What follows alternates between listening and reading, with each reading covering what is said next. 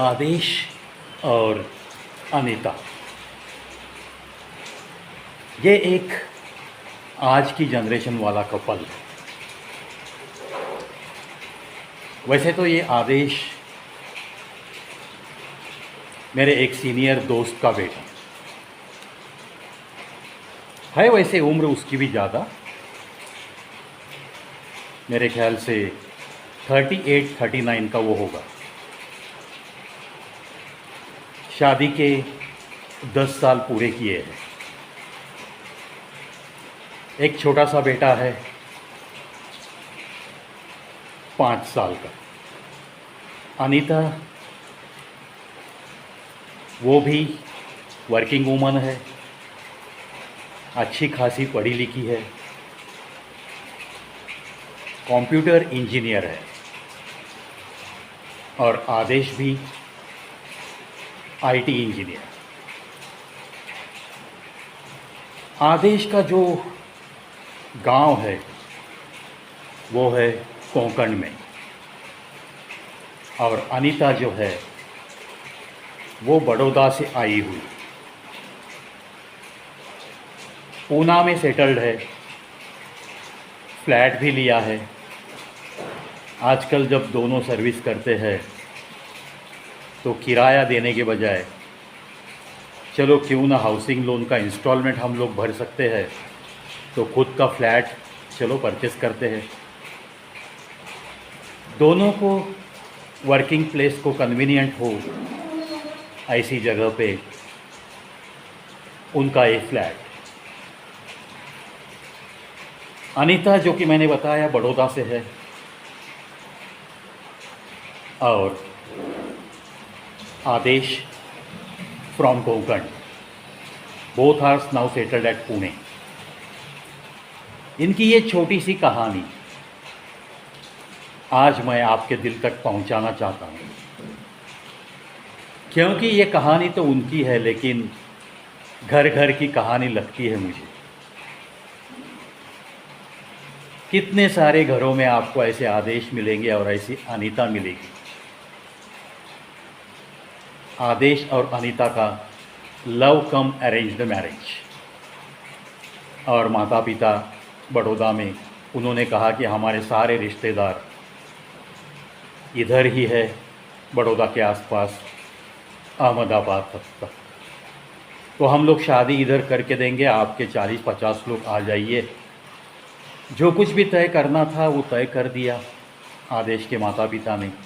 आदेश के चाचा चाची, मौसी, जो कुछ भी उसके सारे रिलेटिव थे, उन लोगों ने सब कुछ तय कर लिया। शादी धूमधाम से मनाई गई बड़ौदा में।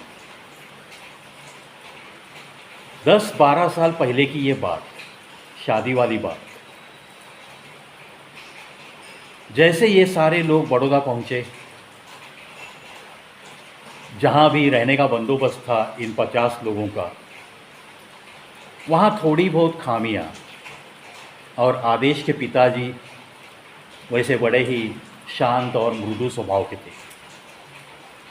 जो खामियाँ थी वो उन्होंने उस तरफ बिल्कुल ध्यान नहीं दिया। चलो लड़की का पिता है, जितना वो कर सकता है उतना वो ज़रूर करेगा, और उसने बहुत कुछ किया है। इस एहसास के साथ आदेश के पिता तो किसी को कुछ भी बात नहीं कर रहे थे। He is very adjustable person. लेकिन ये जो कुछ भी शादी वगैरह मनाना है एक परिवार में, तो एक छोटे चाचा थे जो अक्सर सब कुछ करने के लिए आगे आगे रहते थे। सारे परिवार के लिए बहुत कुछ करना वो जानते थे और करते आए थे। और ये जो कुछ भी तय हुआ था उस मीटिंग में ये चाचा भी मौजूद थे। तो जाने के बाद कुछ खामियों के बारे में उन्होंने लड़की के पिता को कुछ बात कही। खामियां तो दूर हो गई। दूसरा दिन, शादी वाला दिन। शादी के दिन जो कुछ भी रीति रिवाज के अनुसार होना है, उसमें कुछ बातें अलग होती हुई इस आदेश के चाचा को दिखाई दी। फिर उन्होंने कुछ बात कही कि ये ऐसे नहीं, ये विधि इस तरह से होना चाहिए। भट्ट जी के साथ भी बात की और जो कुछ भी करना था वो एडजस्ट भी हो गया। लेकिन ये बात कहते हुए उनके ध्यान में नहीं आया कि पीछे आदेश की होने वाली बहू भी खड़ी है और वो बात कर रहे थे आदेश के पिता के साथ। वैसे कोई बात गुस्से में कही नहीं थी उन्होंने। जैसे कि होता है हर शादी में, कुछ न कुछ जब दूसरे गांव में शादी होती है, इलाका बदल जाता है तो थोड़े से रस्म व रिवाज़ों की बातें भी थोड़ी बदल जाती है और उसमें थोड़ा सा बदलाव लाने के लिए विनती की थी आदेश के चाचा ने। लेकिन वो विनती जो की, वो लफ्ज़ जो थे, वो आदेश की होने वाली बहू को दिल में चुभे और उसे ये महसूस हुआ कि ये आदेश का चाचा मेरी माता पिता का अपमान कर रहा है। बस बात इतनी सी थी, बाकी शादी तो धूमधाम से हो गई। सारे लोग कोंकण में चले गए। शादी के बाद आदेश अपनी बीवी को लेकर घर चला गया। जो कुछ भी एक 10-12 दिन का लीव मिला था उन्हें, उसमें अपने अपने घर में जो कुछ करना था, रस्म रिवाज़ों की तरह सत्यनारायण की महापूजा हो गई और वो घूमने चले गए। बाद में अपने अपने जॉब पे पूना में आकर वो ज्वाइन हो गए। सारी बातें हो गई। चाचा भी कोंकण में आए थे, सारे फंक्शंस चाचा ने अटेंड किए। जब आशीर्वाद लेने हैं बुज़ुर्गों के तो सारे सबके चरणों पे स्पर्श करके आदेश ने और उस घर की बहू ने आशीर्वाद लिया। अब ये आदेश और अनीता का संसार ये शुरू हो गया। चाचा तो बस कोंकण में, उन्हें भी एक बेटा था आदेश से छोटा, क्योंकि वो छोटे चाचा थे। आदेश से कम 10 साल से वो छोटा था और इन 10-12 सालों में आदेश को भी एक बेटा हो गया। उनका संसार फलने फूलने लगा। लेकिन अनीता के दिल में जो चुभन थी कि शादी वाले दिन मेरे माता पिता का इस चाचा ने अपमान किया है। तो कभी कभी चाचा पूना आया करते थे, 2-3 साल में एक बार ऐसे 2-3 बार आके गए। लेकिन जब जब चाचा आने वाले हैं तब तब अनीता का मूड खराब और वो आदेश को कहती थी, आदेश, गए 10-12 सालों में मैंने आपके सारे रिश्तेदारों की जितनी मेरे हाथों से हो सकती है उतनी मेहमान नवाजी ज़रूर की है। लेकिन ये चाचा और इसकी बीवी जब भी आएंगे तो मैं इनकी मेहमान नवाजी में कुछ भी नहीं करूँगी, कुछ भी नहीं करूँगी। आपको उन्हें लेकर जाना है तो बाहर खाना खिलाओ, मैं कुछ भी बात नहीं करूँगी। वो जब आएंगे तब मैं घर में भी नहीं रुकूँगी। आदेश ने 1-2 बार नज़रअंदाज किया, कहीं दूसरे मेहमान के घर जाने का बहाना करके उन्हें बाहर निकाला। अनीता कंपनी के काम में बिज़ी है, ऐसी कुछ बातें बनाकर वो तो घर में भी ठहरती नहीं थी। तो आदेश ने बस अपने चाचा की मेहमान नवाजी तो पूना के बाहर होटल में की। बहाना तो यही बनाया कि अनीता को वक्त नहीं है, उसका प्रोजेक्ट शुरू है, उसे वक्त बिल्कुल नहीं मिलता, वो बेटे की तरफ भी ध्यान अच्छी तरह से नहीं दे सकती, इसीलिए हमने उसे बेबी सिटिंग में रखना शुरू कर दिया है, वगैरह वगैरह बातें बनाकर वो चाचा को दिल बहलाकर 1-2 दिन में वो चाचा निकल भी जाते थे। लेकिन वैसे खास कोई मेहमान नवाजी घर में नहीं होती थी और ये बात आदेश को बहुत तकलीफ़ देय होती थी। और इसीलिए एक दिन आदेश और अनीता मेरे पास आए, क्योंकि उन्हें कॉल आया था कि सौरभ की शादी है, सौरभ यानी कि चाचा का बेटा, और उसका न्योता देने के लिए पूना में जितने भी रिश्तेदार हैं उनके पास भी न्योता देने वो आ रहे हैं, लेकिन हॉल्ट वो आदेश के घर पे करेंगे। और उसी वक्त अनीता डिस्टर्ब हो गई। वो कहने लगी कि आपके चाचा ने बहुत बड़ा अपमान किया है मेरे पिताजी का, मेरी माताजी का। वैसे तो इन 10 सालों में अनीता के पिताजी और माताजी सिर्फ एक बार मिल सके थे उन चाचा को, किसी फंक्शन में। ये बात जब से चाचा का कॉल आ गया कि हम लोग आ रहे हैं, मैं और मेरी बीवी, मैं और तेरी चाची आ रहे हैं, तो सौरभ की शादी के जो कार्ड्स बांटने हैं उसके लिए थोड़ा 2-3 घंटे मेरे साथ आपको घूमना पड़ेगा, थोड़ा वक्त निकाल के रखिए। अपने भतीजे को ये बताने का हक रहता है ना चाचा का। तो ये दोनों जब मुझे मिले, चाचा को आने में अभी 4-5 दिन बाकी है, तो आदेश ने मुझे बताया कि यार थोड़ा अनीता को समझाने की कोशिश करो ना आप। तो मैंने पूरी कहानी सुन ली अनीता से, और मुझे तो उस कहानी में कुछ भी दम नहीं लगा। जो भी चुभन अनीता के दिल में है, दिमाग में है, उसे ये तक याद नहीं कि चाचा ने उस दिन क्या कहा था। उसे सिर्फ इतना ही याद है कि उन बातों से उसे ये लगता है कि उसके माता पिता का अपमान हो गया।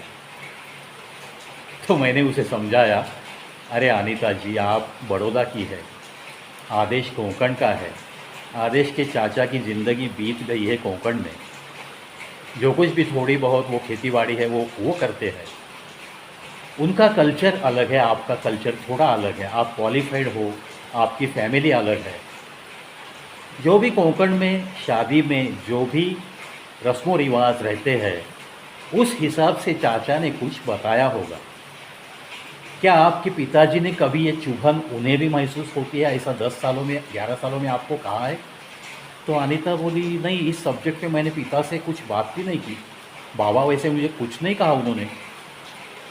बस मैंने यही कहा, इसी बात को मैंने पकड़ लिया और उसे समझाया कि अनीता जी, जो कुछ भी है ये आपका वहम है। जो कुछ भी है ये सिर्फ आपके दिल की बात है। सिर्फ आप अकेले ने महसूस किया है कि आपके माताजी और पिताजी का कहीं ना कहीं किसी तरह से इस चाचा ने अपमान किया है। क्या बात की है वो बात भी आप कहती हो कि आपको अभी याद नहीं वो लफ्ज़। फिर काहे की चुभन? ये आपकी दिल की जो बात है ये सरासर गलत है। मैं तो कहूँगा कि एक अच्छा खासा रिश्ता आपने 11-12 सालों तक गंवाया है। आखिर वो घर के बुज़ुर्ग है, आखिर वो आदेश के सगे चाचा है, आदेश के पिताजी के छोटे भाई है। जो कुछ भी अच्छे बुरे दिन देखे होते हैं, आदेश के पिताजी ने, उस चाचा ने एक साथ मिलकर देखे होते हैं। एक ही माता पिता के वो दो बेटे हैं। तो मुझे तो ये सारा सा अनीता आपकी ये गलती लगती है। फिर भी आपका क्या कहना है? तो अनीता बोलने लगी कि उस दिन जब वो आने वाले हैं, उस दिन संडे है। वैसे तो मुझे छुट्टी है, छुट्टी के मुझे घर में बहुत सारे काम है, क्योंकि अपना एक त्यौहार नज़दीक आ रहा है, और इसके बाद मुझे डायरेक्ट सैटरडे को छुट्टी है।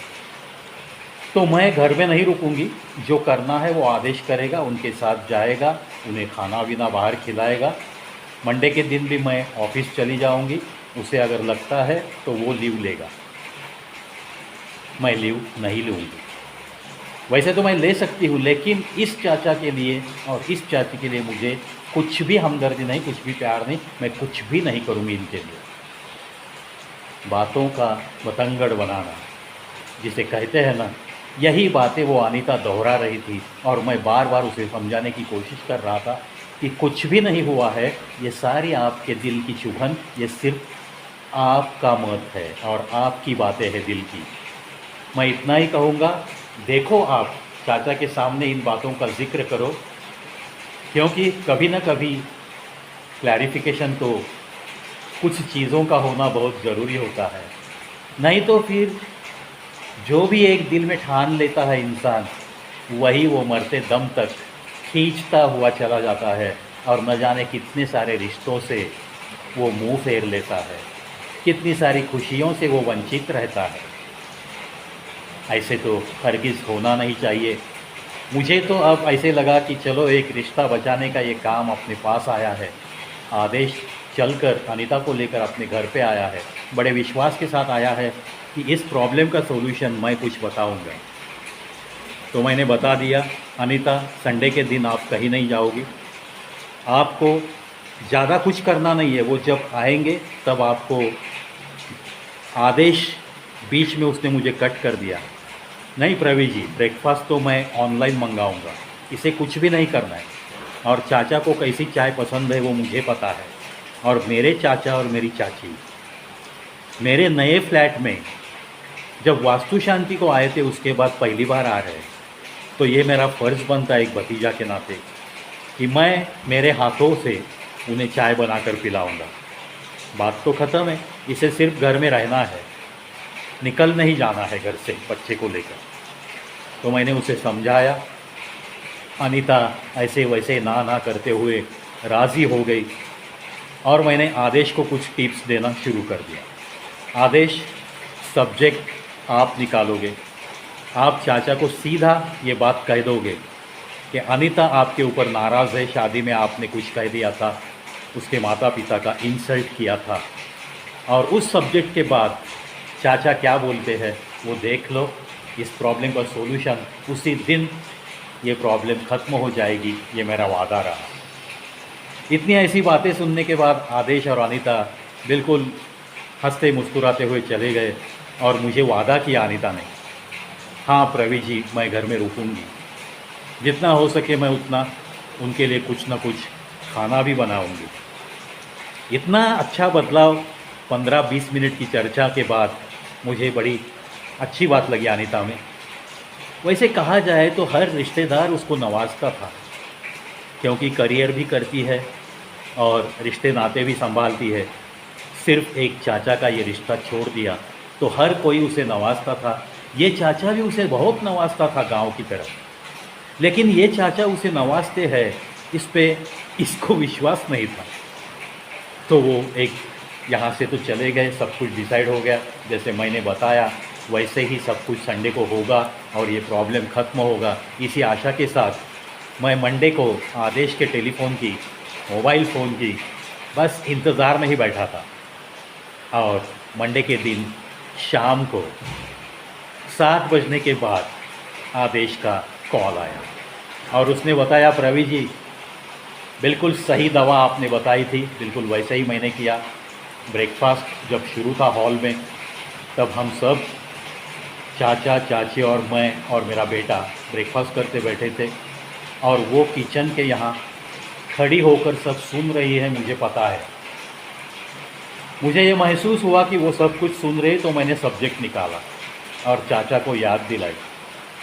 फिर चाचा बोले, अरे मुझे तो याद भी नहीं कि मैंने क्या कुछ कहा, और वैसे ऐसी छोटी छोटी बातें तो मैं दिल में रखता ही नहीं, मेरे दिल में तो कुछ भी नहीं। मैं तो अक्सर अनीता को नवाजता हूँ, उसके पिताजी को नवाजता हूँ, उसकी माताजी की बहुत तारीफ़ करता हूँ, वो बहुत सुगरण है वगैरह वगैरह। चलो ऐसी कोई बात अगर अनीता के दिल में चुभन है गए 12 सालों से 10 सालों से, तो मैं अनीता के सामने माफ़ी मांगने के लिए भी तैयार हूँ। यहाँ कहाँ उम्र का सवाल उठता है भाई। इतनी अच्छी अपनी बहू है, सबसे सद्गुणी है, करियर कर रही है। हम अक्सर बातें करते हैं मैं और ये मिलकर गांव में, सारे रिश्तेदारों के यहाँ अनीता की तारीफ़ करते हुए हम तो रुकते नहीं। ये सारी बातें जब अनीता ने सुन ली तो अनीता झट से किचन में से बाहर आई और वो कहने लगी कि चाचा जी मुझे माफ़ कर देना, आप बड़े हो, आपको माफ़ी मांगने की ज़रूरत नहीं। ये तो खामखा मेरे दिल में चुभन सी थी, लेकिन आज आपकी बातें सुनने के बाद मुझे मेरी गलती समझ में आई है। हो सके तो चाची चाचा मुझे माफ़ कर दो। ऐसा कहते हुए वो रोते रोते चाची को लिपट गए। हम लोग कभी कभी ऐसे कुछ न कुछ बातें कह देते हैं, हमारे दिल में तो कुछ भी बात नहीं होती, लेकिन अगर वो बात सुनने वाले को कहीं चुभ गई है और उस चुभन के बारे में हमें जब भी पता चलता है, तो ये जो स्टेप मैंने बताया था आदेश को, वैसे तो बहुत देर हो गई थी ये स्टेप बताने के लिए, लेकिन अगर कहीं भी ऐसे कुछ होता है किसी भी परिवार में, तो ये स्टेप लेना ज़्यादा देर मत कीजिए, क्योंकि रिश्तों की जो मिठास होती है वो एक बार अगर खो गई ना, तो फिर से वो मिठास लौट के नहीं आती।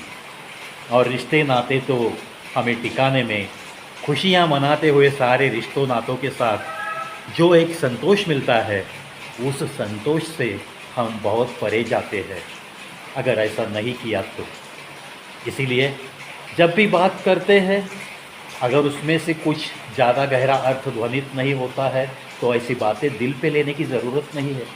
और कहीं भी कभी कोई बात चुभती है तो इतने सालों तक दिल में रखने की ज़रूरत नहीं है। अगर अनीता साल 2 साल में भी चाचा के पास जाकर ये बात कह देती तो ये जो बीते हुए 8-10 साल गए हैं बिना रिश्तों नातों के, बिना उस चाचा के प्यार के, वो अनीता को इतना भुगतना नहीं पड़ता था और आदेश के दिल को इतनी बड़ी तकलीफ़ नहीं झेलनी पड़ती थी। 10-12 साल वो यही झेलता हुआ अनीता के साथ रह रहा था।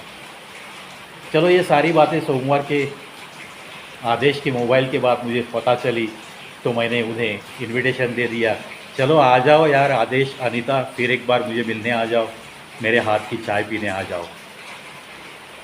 ये होती है दोस्तों बातें, बात छोटी सी होती है लेकिन क्या कुछ स्टेप लेना है, कोई सूझबूझ के साथ कदम नहीं उठाता और रिश्तों में दरारें बढ़ती चली जाती है। आशा करता हूँ दोस्तों कि किसी भी परिवार में अगर ऐसी कोई छोटी मोटी बात है, कहीं भी दिल में कोई चुभन सी है, किसी बात से लेकर, चलो आमने सामने बिठाओ उन लोगों को और कोई एक जो मध्यस्थ बन सकता है उसे मीडिएटर की भूमिका निभानी पड़ेगी और दोनों तरफ से कुछ न कुछ हल निकाल के रिश्तों नातों को टिकाने के लिए कदम उठाने बहुत ज़रूरी है। नहीं तो इसका विपरीत परिणाम आने वाली नस्लों पे होता है, उस बच्चे के दिल पे होता है।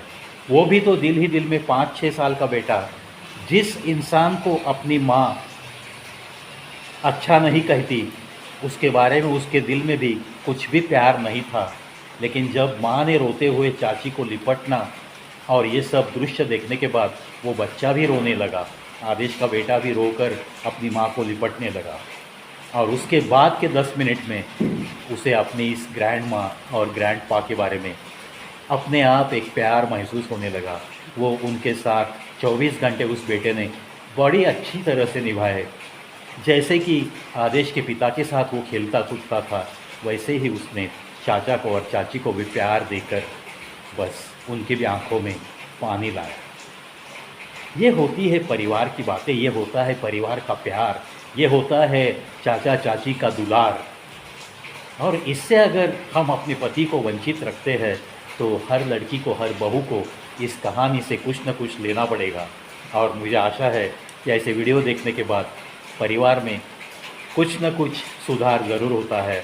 और मेरे चैनल का जो स्लोगन है, सुनो सुनाओ और अपनी ज़िंदगी को कल से आज थोड़ा बेहतर बनाओ, ये चैनल का स्लोगन भी सार्थ होता है और मुझे भी बड़ा सुकून मिलता है।